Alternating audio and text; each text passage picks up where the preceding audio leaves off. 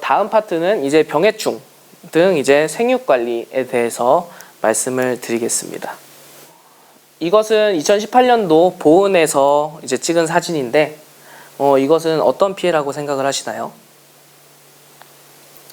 지금 이쪽 부분이 이제 마늘 고사가 되어 있는 상태고, 다른 부분은 이제 멀쩡하게 파릇파릇하게 있습니다. 네, 이제 확대해 본 사진은 이렇게 되는데, 이것은 염류장애 이제 피해입니다. 이제 이쪽 부분에는 이제 퇴비를 이제 쌓아둔 곳입니다. 그래서 퇴비를 쌓아놓게 되면은 염류장애가 발생을 하게 됩니다.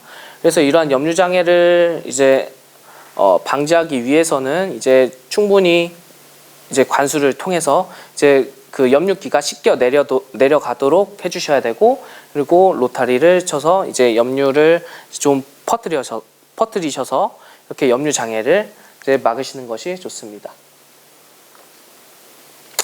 그리고 이 사진도 이제 충북 보은에서 찍은 사진인데, 이거는 3월 6일 날 월동 후에 찍은 사진입니다. 이것은 왼쪽과 오른쪽의 차이를 보시면, 왼쪽은 파릇파릇하게 잘 있는데 이제 오른쪽은 대부분 다 고사된 것을 볼 수 있습니다. 이것은 왼쪽은 이제 부직포를 씌운 곳, 그리고 오른쪽은 부직포를 안 씌운 곳, 이것에 대한 차이입니다. 그래서 꼭 이중 피복을 이제 진행을 하셔야, 이중 피복을 꼭 하셔야지 이러한 동해 피해가 없습니다. 근데 이제 동해 피해를 입게 되면은 이제 식물체가 전체적으로 이 끝부터 노란색으로 이렇게 마르기 시작을 합니다. 이제 대서마늘의 경우에는 잎을 최대한 많이 빼는 것이 중요한데, 이제 월동 전에 대략 잎이 6엽에서 7엽 정도 됐을 때 이제 가장 월동률도 가장 높고, 그리고 이제 가장 이상적인 엽수입니다. 그래서 이제 보통 6엽에서 7엽에서 이제 월동을 하게 되는데, 월동 시에 이제 동해 피해를 입게 되면은 이 6엽에서 7엽 나왔던 이 잎들이 다 망가져서 이제 다 말라져 버리기 때문에 잎수를 빼는데 제한이 있습니다. 그래서 이제 동해 피해를 입지 않는 것이 가장 중요합니다. 그리고 또 하나 말씀드려야 될 게 있는데, 아까 전에 말씀드렸어야 되는데, 이제 대서마늘 같은 경우에는 이제 수확량을 늘리기 위해서는 이제 수확량 늘리는 것에 이제 직결되는 이제 4가지 항목들이 있습니다. 이제 엽초장, 그리고 초장, 엽수, 그리고 엽폭, 이렇게 4가지가 이제 수확량과 이제 정해 상관관계에 있습니다. 초장, 엽초장, 엽수, 그리고 엽 두께입니다. 근데 이제 이러한 생리장애들, 이제 동해 등의 이제 생리장애들을 입게 되면은 이러한 이제 잎사귀가 떨어지게 되고, 이제 생육이 전체적으로 안 좋아지기 때문에 초장도 낮아지고, 이제 그렇기 때문에 이러한 생리장애를 겪게 되면은 수확량과 직결이 됩니다. 그래서 이제 꼭 이러한 생리장애를 피해 주시는 것이 가장 좋습니다.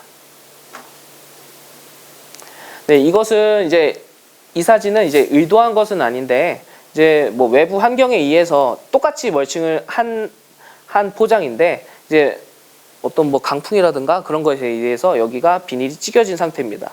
이쪽은 이제 멀쩡한 상태고요. 그래서 이제 여기가 자연스럽게 무멀칭화 되었는데, 이때 보시면은 무멀칭 이제 부분은 이제 모두 다 죽은 것을 볼 수 있었고, 이제 여기 파란 그 옆에 망에는 이제 비교적 이제 동해 피해가 적은 것을 알 수 있습니다. 그래서 이제 무멀칭은 동해에 약하기 때문에 꼭 피해 주시는 게 좋습니다. 그리고 다음은 이제 병해충에 대해서 말씀을 드리겠습니다.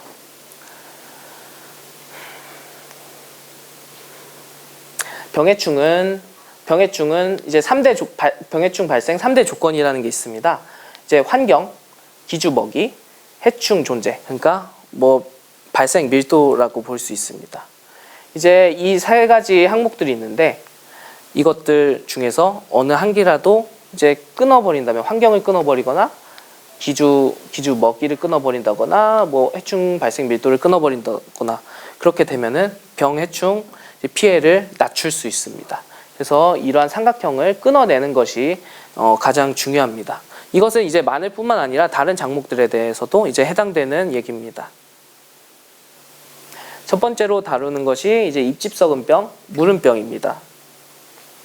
이 입집썩은병, 무름병은 이제 토양 지대부 주변에 이제 옆집 그리고 잎이 이렇게 무르는 현상을 보입니다. 이제 3월에서 4월 그리고 4월에서 수확기 이렇게 이제 충북병 입집성운 증상이 무름 증상이 나타나게 되는데 이것에 대한 주요 원인을 말씀드리겠습니다. 이제 강풍이 이제 바람이 불게 되면 이제 마늘 잎이 부딪힙니다. 마늘 잎이 서로 부딪히게 되면 이제 미세한 상처가 나게 됩니다. 사람 눈에는 보이지 않지만 미세한 상처가 나게 되고 이제 그 상처들로 이제 병원균들이 침입을 해서 이제 침입한 병원균들이 거기서 이제 얘들끼리 이제 번식을 하고 그래서 이제 이러한 피해를 나타나게 됩니다. 그래서 이제 주요 원인으로는 이제 상처 발생이 있고 이제 통풍 불량입니다. 요거는 이제 이 병뿐만 아니라 뭐 다른 작목들, 다른 병까지 다 동일한 내용인데 이제 밀식을 하게 되면 이제 너무 그 한정된 공간에 너무 많이 심게 되면은 작물 주변에 작물체들끼리 이제 습도가 굉장히 높아지게 됩니다. 이제 사람이 이제 한 공간에 여러 명이 있으면은 막 덥고 후덥지근하고 그런 것처럼 이제 식물도 마찬가지로 한 공간에 너무 많이 심게 되면은 그 주변에 이제 습도가 올라가게 됩니다. 이제 습도가 올라가게 되면 거의 모든 병해충들이 살기 좋아하는 그런 환경이 됩니다. 그래서 이렇게 밀식을 피하는 것이 이제 가장 좋습니다. 이제 입집성운 증상의 이제 병증에 대해서 간단히 말씀드리겠습니다. 잎과 이제 엽초 조직이 물러지면서 부패를 하게 됩니다. 이제 여기서 이제 충북병하고 무름병이 나눠지게 되는데 이제 슈도모나스 속이 이제 야기하는 충북병은 이제 냄새가 거의 없고 이제 무름병은 이제 냄새가 심한 특성을 가지고 있습니다. 이것에 이제 이 입집썩음 증상의 이제 발생 생태를 보시면 전염원들은 그러니까 병원균들은 토양 그리고 피해 잔재물 안에 있습니다. 이제 토양과 피해 잔재물에 있다가 이제 상처가 나게 되면 이제 빗물에 튀기든가 해서 그 병원균이 토양에 있던 그리고 피해 잔재물에 있던 병원균이 상처로 이제 접촉을 하게 되면 그 상처를 통해서 이제 병원균이 침입을 하게 되고 증식해서 이제 피해를 입히게 됩니다. 이제 발생 환경은 연작지, 저습지, 강풍, 동반한 비, 통풍 불량 등이 있습니다. 이제 연작지 같은 경우에는 이제 그 병원균이 많이 이제 서식을 하고 있겠죠. 이제 작년에도 계속 했었고 재작년에도 마늘을 했었기 때문에 그때 이제 단연간 누적해온 이제 병원균들이 이제 그 토양 속에 많이 있겠죠. 그래서 이제 연작지를 피해 주셔야 되고 그리고 또 강풍 동반한 비. 이제 아까 말씀드린 것처럼 강풍이 일어나게 되면 마늘끼리 부딪혀서 상처가 나게 되고 상처를 이제 상처에 이제 병원균들이 침입을 하여서 이제 병이 발생하게 됩니다. 그리고 마지막으로 아까 전에 말씀드린 이제 통풍 불량 등이 있습니다. 이제 병원균의 전염 경로에 대해서 말씀드리겠습니다. 이거는 모식도인데요. 1차 전염원, 이제 병원균들은 토양 그리고 병든 잔재물에 가만히 있다가 이제 뭐 강풍에 의해서 동상의 해충, 뭐 이러한 것들에 의해서 상처가 발생이 되면 이러한 1차 전염원들이 이제 어떠한 기회로 인해서 물방울이 튀거나 하는 어떠한 기회들로 인해서 그 상처에 이제 닿게 되고 그 상처로 이제 침입하고 증식해서 뭐 다음 이제 입 엽초 조직이 물러지면서 황변되는 그러한 이제 병을 보이게 됩니다. 병 발생을 보이게 됩니다. 그래서 이 병의 방제 대책으로는 일단 먼저 말씀드리는 게 어떠한 병이든지 가장 기본적입니다. 이병주 제거입니다. 이제 병든 포기를 즉시 제거를 하는 것이 가장 중요합니다. 그 이유는 뭐냐면 이러한 병든 포기를 계속 내비두면은 이제 거기서 이제 이 병균들이 계속 증식을 하고 이제 비나 뭐 다른 해충들에 의해서 튀기면서 다른 정상적인 이제 마늘에 이제 각각 다 전파를 하게 됩니다. 전염을 시키기 때문에 이병주를 제거를 하는 것이 가장 중요하고 그리고 이것은 이제 토양성 병으로서 이제 배수가 중요합니다. 이제 다습한 환경에서 걸리는 병이기 때문에 이제 3월에서 4월 사이에 갑자기 비가 많이 왔는데 배수 정비가 안 돼 있어서 물이 차 있다. 그러면은 이 병에 걸릴 확률이 굉장히 높기 때문에 이제 배수를 꼭 정비를 해주셔서 토양 과습을 방지해 주시면 되겠습니다. 그리고 뭐 이 이외에는 이제 해충 방제 철저 등이 있는데 이제 고자리팔이나 뿌리응애 등 같은 이제 토양 해충들 이 해충들이 이제 갉아먹게 되면은 상처가 나게 되고 이제 거기서 이제 병균이 침입을 할 수 있기 때문에 이러한 해충 방제를 철저히 해주시는 것도 좋습니다. 다음 사진은 이제 경북 산청에서 찍은 사진입니다. 여기 보시면은 이제 이렇게 이제 주위 이제 건강한 마늘보다 이제 키가 굉장히 초장이 작고 그리고 엽초장이 이제 안 빠지는 이러한 식물들을 볼 수가 있습니다.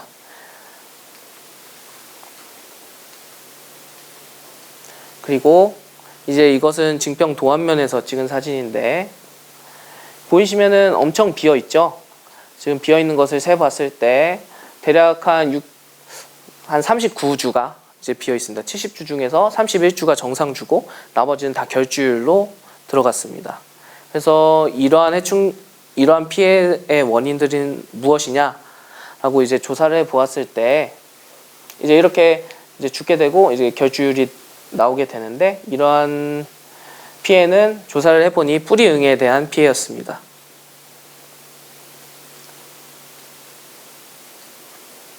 이제 뿌리응애는 다음과 같이 생겼는데 이것을 곤충이라고 말씀하시는 분도 있는데 이것은 이제 곤충은 아니고 다리가 8개인 거미에 속합니다. 이 뿌리응애에 이제 감염이 되게 되면 이제 이쪽 오른쪽에 보이시는 것처럼 일단 전체적으로 다른 마늘에 비해서 초장이 굉장히 작고 그리고 엽초장도 굉장히 짧거나 없습니다. 네, 그리고 이제 연녹색을 보이는 것이 특징입니다. 그래서 저희가 이 뿌리응애에 대해서 발생 생태를 조사를 해 보았는데 이제 안성 같은 경우에는 보온과 굉장히 유사한 날씨를 보이고 있더라고요. 그래서 보온 쪽을 중점적으로 보시면 되는데 뿌리응애를 2월 말부터 6월 중순까지 수확할 때까지 이제 조사를 해본 결과 이제 3월 중순에서 3월 말 사이에 이제 최고점 밀도가 최고점을 찍었고 그리고 5월 중하순경에 또 최고점을 하나 더 찍었습니다. 여기서 이제 말씀드리고자 하는 것은 이때 이제 3월 중순 그리고 5월 중하순 이때 뿌리응애의 발생 밀도가 높다는 것 요거는 이제 보시면 아시겠지만 이제 높다는 것 그리고 두 번째로 제가 진짜 말씀드리고 싶은 것은 보시면은 항상 그래프가 바닥을 찍은 적이 단 한 번도 없습니다. 이것은 이제 이 뿌리응애는 연중 발생한다는 뜻입니다. 그래서 이렇게 연중 발생하는 이런 해충은 초기 방제가 가장 중요합니다. 그래서 이런 뿌리응애는 이제 아까 전에도 말씀드렸다시피 종구 소독 이제 종구 그리고 토양에서 감염이 되기 때문에 종구 소독을 이제 필수적으로 하는 것이 이제 뿌리응애의 피해를 줄이기 위한 좋은 방법이 됩니다. 뿌리응애 생활사는 이제 알부터 약충, 성충 이렇게 총 5단계로 이루어지게 되는데 이것도 제가 26도씨 하에서 뿌리응애를 사육을 해본 결과 사이클이 대략 한 6일에서 7일 정도로 그러니까 알에서 이제 성충까지 가는 게 그러니까 갓난아기에서 어른까지 크는 게 7일 정도 소요가 됩니다. 그 말은 사이클이 굉장히 짧아서 이제 눈 깜짝할 사이에 이제 조건이 이제 해충이 좋아하는 조건이 된다면 눈 깜짝할 사이에 대량 발생한다는 그런 뜻입니다. 그래서 이 해충의 방제는 굉장히 중요합니다. 뿌리응애의 발생은 이제 연중 발생을 하고요. 그리고 아까 말씀드렸다시피 이제 저장 중에도 이제 피해가 발생을 하게 됩니다.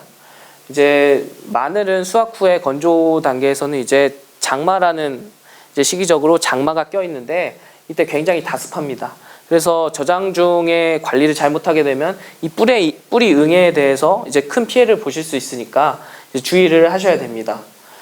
이러한 뿌리 응애는 이제 뿌리와 인경을 가해하고 부패를 촉진을 하는데 가장 중요한 것이 복합 감염을 일으킨다는 것입니다.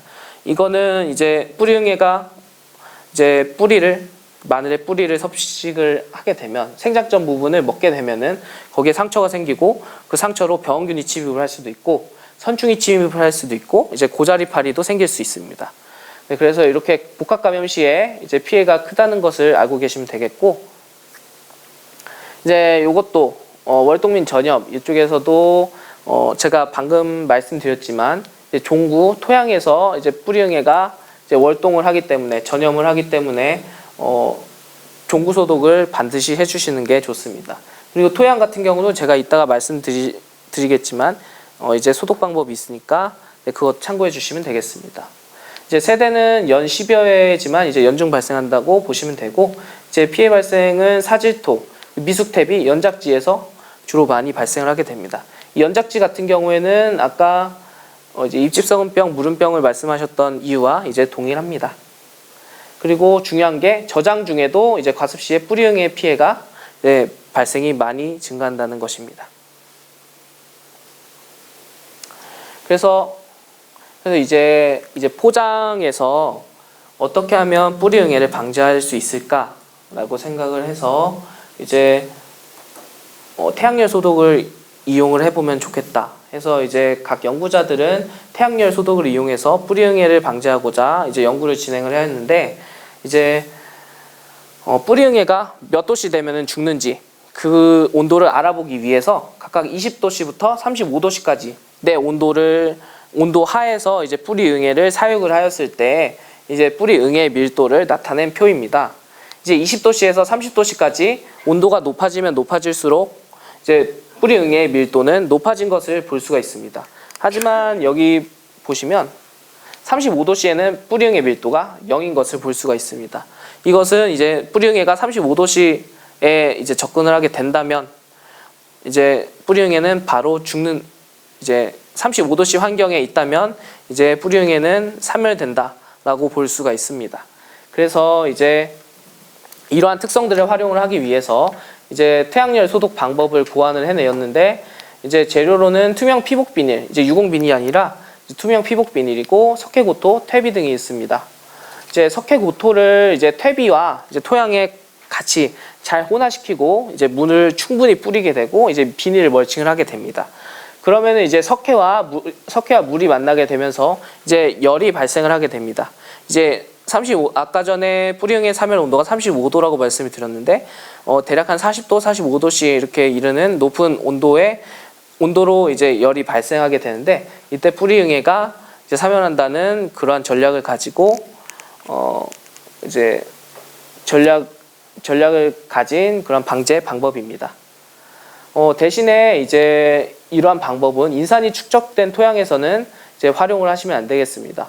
석회가 유효인산 농도를 증가시켜서 토양에 인산 과잉을 초래하게 됩니다. 그래서 이제 인산 과잉을 초래를 하기 때문에 이제 인산이 축적된 토양에서는 이제 활용을 하시면 안 되겠습니다. 네, 이제 방금 방법대로 이제 석회고토를 활용을 하여서 소독을 하였을 때 토양의 온도를 이제 본 그래프인데, 지금 여기서 이제 뿌리응애 살충 유효 온도는 빨간색입니다.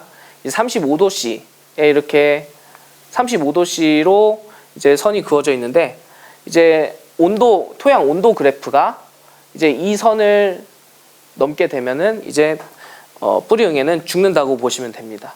근데 이제 날씨가 흐린 날을 제외하고는 이제 나머지는 다 이제 35도씨 이상으로 되어 있어서 이제 이 방법을 사용하면은 뿌리응애는 이제 방제가 가능하다는 것을 말씀드리고 싶습니다. 그래서 이것은 정확한 데이터인데, 석회고토를 처리를 하였을 때 무처리 대비해서 이제 거의 뿌리응애가 발생하지 않은 것을 볼 수가 있었고, 그리고 피해 주율도 역시 무처리는 50%의 피해 주율을 보였지만 석회고토를 처리를 했을 때는 대략 한 20% 정도 피해 주율을 보였기 때문에 대략 한 30%포인트 정도 그 정도 피해율을 낮출 수 있습니다.